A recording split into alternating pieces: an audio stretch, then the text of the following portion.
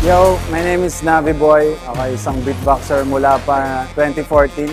Kaya ako nag-beatbox. Kasi napanood ko yung isang judge, si Yosq.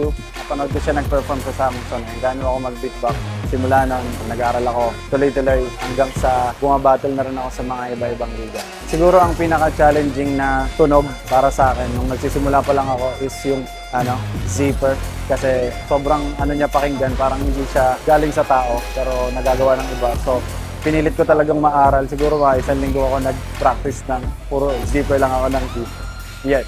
Kapag nasa stage ako, ang pinakapasabog ko, siguro yung kung paano ako mag-perform kasi medyo kuwela, magalaw, gano'n. Ang gusto kong makakolab na international, si Darnie, kasi sa kanya talaga ako nag-practice dati pa lang. Lahat ng inaral ko. Pag binebuenas, may pabuenas.